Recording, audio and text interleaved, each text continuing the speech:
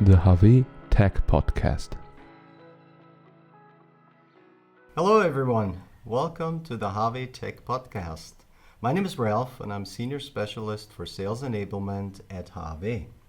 My guest today is Andreas, Key Market Manager for the application field Energy. And we're talking about the topic, do you know the importance of hydraulics in wind turbines? The market for wind turbines is currently booming and industry experts are predicting strong growth rates for the coming years. Forward-thinking suppliers have jumped on the bandwagon at an early stage and are expecting lucrative growth potential.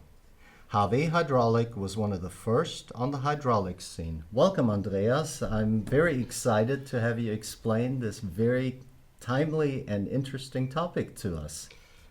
Hi, Ralph. I thank you for being here and coming to your question. Yes, we started approximately now 25 years ago, putting our hydraulic components in wind turbine application. We built up our business unit, which is called HAWE Energy Solution, located in Denmark.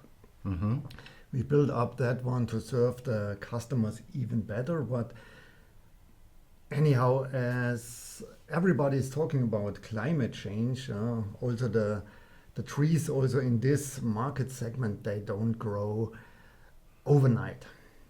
And why is that so? You'd figure this market is very exciting right now. Yes, that's correct, but wind turbines, they are designed for minimum. It is increasing, but minimum and standard in the moment is 20 years lifetime. Therefore, the reliability, the safety of the components, and they also talk about upcoming service costs over this lifetime. This is priority number one. Okay, now that's quite understandable given the cost of a wind turbine. They're not cheap, especially if it's installed offshore in the sea. Yeah, and even if technology and price is of the component or the system is convincing to the manufacturers, they are very cautiously, they want to be on the safe side. They order a prototype, they put it into a turbine, they make it run for 1 or 2 years till you get a final approval for a product. That's quite interesting. So now we know about some of the general requirements, but where are hydraulics needed in wind turbines? The applications are diverse and demanding. We are talking about rotor brake, which we need for service to stop the turbine. If the turbine is stopped, to keep it in position. Additionally, we have the rotor lock cylinders, which is an additional element in combination with the rotor brake, again to keep the turbine, the rotor stopped when there is a maintenance. We have the yaw drive, the yaw brake. Oh, okay. To align the wind turbine to the wind direction and to keep it there. The most complex one is the hydraulic pitch control. Okay. To set the angle of the blades depending on the strength of the wind to keep it running at a certain predefined RPMs. And we have additional functions, auxiliary function, maybe an handling crane inside the turbine. You have to open the nacelle roof, which could also be done hydraulically, and not to forget various lubrication systems. Okay. Now you said diverse and demanding? Yes, that's correct. Due to the working conditions, there can be high fluctuations in temperature. We are talking from minus 40 degrees, maybe up to 60 or maybe even 70 degrees. We are talking about high humidity. We are talking about salty air in offshore applications. And customers, they are also asking for some service, safety certificates and also for endurance tests, which easily could last, let me say, 1 year when talking about 1 million, 1.5 million working cycles. Okay. Now, these specifications, however, didn't stop HAWE Hydraulik from investing a lot of money and especially time in wind power activities, correct? No, it did not. And then not only selling components, single components, what we are of course trying to do is to build up some, I name it, subsystems which the OEMs finally can use and put it into their turbine, into their nacelle and work plug and play. Okay, so maybe you can talk a little bit more about these sub or complete systems. Give us some more details on that.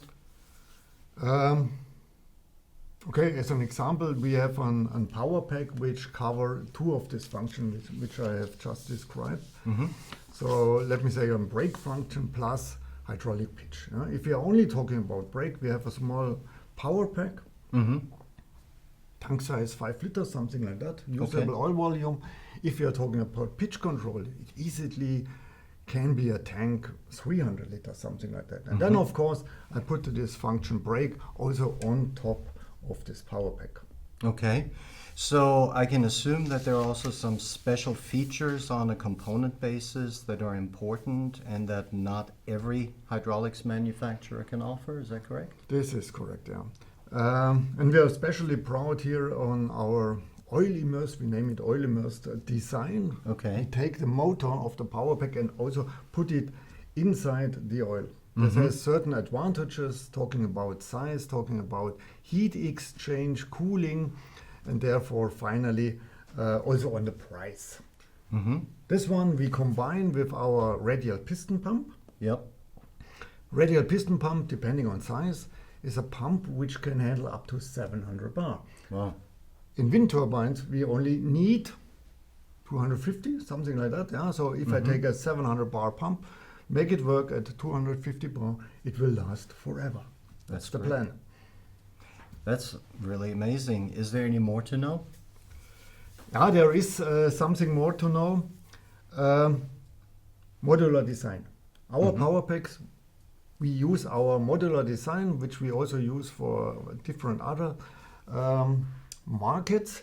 The advantage is if there is a modification afterward or if there is a problem, I'm able to only to exchange that one single module. Yeah? I don't need to build up a new power pack with a new big block. That's the big advantage of this modular design. When talking about block, we are doing everything in steel. We are designing our valves for minimum 400 bar. Again, comparing the 400 with the 250, same approach. The seated valves and the pressure reducing valve have to be leak free. 100% leak free. That's important, or it's essential if you control brakes. Yeah? If they are closed, they should stay closed. And when talking about the pitch control, as it is the most complex system which we have in the turbine, we are talking about energy efficiency, cost-saving controls. This is what we are doing here on pitch control side. Quite impressive. So I can see that wind at HAWE Hydraulik is a very interesting and especially complex topic. So I want to thank you very much for this nicely detailed information, and I'm going to try and summarize what you said to see if I got all the important points and make sure that our audience has something to take with them. So HAWE Hydraulik can look back on at least 25 years of hydraulic experience in wind turbines, and the entire know-how has been bundled in the HAWE Energy Solutions business unit in Denmark for the last 4 years. Solutions for hydraulic blade adjustment and brake control, but also for other functions, are developed there, correct? The unit uses its own reliable and robust components, which are manufactured in-house, all with the aim of meeting the minimum required 20-year service life of the wind turbine and all safety standards while keeping maintenance costs to a minimum. Did I get it? That's exactly how it is. Ralph, thank you for being here. It was a nice meeting and a nice discussion. Yes, I enjoyed it too. And that's it for today. Thank you, Andreas. And thank you for listening and watching. So if you have any suggestions for future podcasts, please write us to podcast@hawe.de. And don't forget to watch our next episode in 2 weeks. We look forward to seeing you. Thank you very much. Until next time. Goodbye. Thank you and goodbye.